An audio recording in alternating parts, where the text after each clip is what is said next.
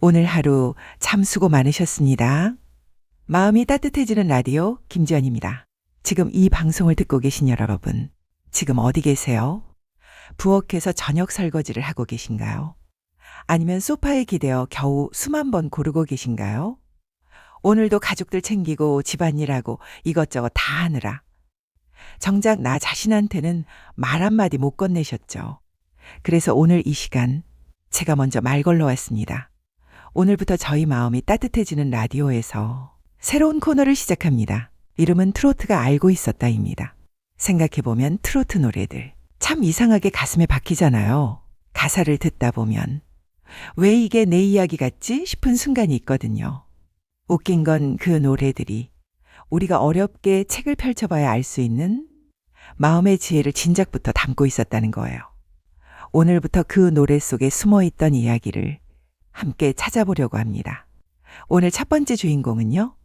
이름만 들어도 가슴이 쫙 펼쳐지는 분이죠. 송가인 씨입니다. 송가인 씨가 처음 세상에 이름을 알린 건 2019년 미스트롯 무대였죠.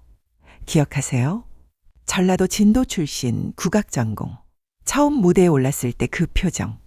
긴장한 것 같으면서도 묘하게 흔들리지 않던 그 눈빛. 그리고 입을 여는 순간 스튜디오 전체가 조용해졌잖아요. 근데 오늘 제가 드리고 싶은 이야기는 그 화려한 우승 이후의 이야기가 아닙니다. 그 무대에 서기까지의 길고 긴 기다림의 시간입니다. 송가인 씨는 목포대학교에서 국악을 전공했습니다. 졸업하고 가수의 꿈 하나 들고 서울로 올라왔죠. 그리고 그 뒤로 10년이 넘는 시간을 아무도 모르는 가수로 살았습니다. 큰 무대의 조명 대신 지방 행사장의 형광등 아래서 노래했고요. 전광판에 이름이 올라가는 대신 행사 진행자가 이름을 틀리게 읽어줘도 웃으면서 넘겨야 했습니다. 주변에서는 뭐라고 했을까요?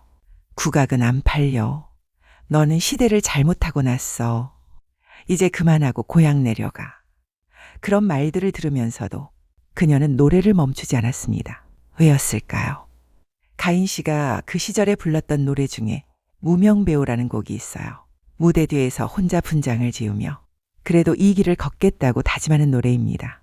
가사를 들으면 눈물이 나는 건데요. 그게 꼭 무대 위 배우 이야기만이 아니거든요. 알아봐주는 사람이 없어도, 무대가 작아도 내가 하는 이 일이 맞다고 믿으면서 오늘도 그 자리를 지키는 우리 모두의 이야기예요. 그 노래를 부르는 가인 씨 목소리에는 뭔가 특별한 게 있었습니다. 기교가 아니었어요. 흔들리지 않음이었습니다. 10년 동안 아무도 몰라줘도 자기 자신을 놓지 않은 사람만이 낼 수 있는 그런 목소리였어요. 심리학에서는 이걸 뭐라고 부르냐고요? 어려운 말은 필요 없어요. 저는 그냥 이렇게 부르고 싶어요. 나만큼은 내 편이었던 거예요. 세상이 나를 알아봐 주지 않아도, 남들이 포기하라고 해도 나만큼은 나를 믿어줬던 거죠. 그게 그녀를 10년 동안 버티게 한 힘이었습니다. 여기서 잠깐 여러분께 여쭤볼게요. 오늘 혹시 나 자신의 편이 되어주셨나요? 힘든 일이 생겼을 때 내가 나한테 뭐라고 했나요? 에이, 나는 왜 이것밖에 안 돼? 이 나이 먹도록 이게 뭐야? 이런 말을 제일 많이 하셨던 건 아닌가요? 우리는 남한테는 참 친절한데 나 자신한테는 참 가혹하거든요. 옆집 친구가 그 말을 했으면 아이고 그 정도면 잘한 거지 왜 그래? 하셨을 텐데 나 자신한테는 왜 그렇게 못하는 건지 오늘 저희 프로그램에 사연을 보내주신 분이 계세요. 경기도에 사시는 55세 이정숙 님입니다. 진행자님, 저는 결혼한 지 28년 된 주부예요. 요즘 자꾸 이런 생각이 들어요. 내가 하는 일이 아무 가치도 없는 것 같고 나이 들수록 내세울 게 하나도 없는 것 같고 거울을 보면 그냥 초라해 보이기만 해요.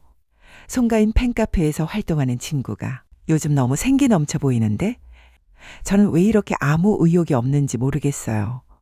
제가 이상한 건가요? 이정숙님, 이상한 거 아닙니다. 하나도요. 근데 저 잠깐 여쭤볼게요. 오늘 아침 밥은 누가 차렸어요? 이정숙님이 차리셨죠. 그 쌀 씻고 물 맞추고 국 끓이고 반찬 꺼내서 식탁에 놓는 그 동작들. 28년 동안 매일 아침 하셨던 거잖아요. 그거 아무나 못해요. 진심으로요. 저는 그 구수한 밥 짓는 냄새가 사실은 28년치 정성이라고 생각해요. 그걸 가족들이 알아봐 주지 않아서 억울하시죠. 당연히 억울한 거예요.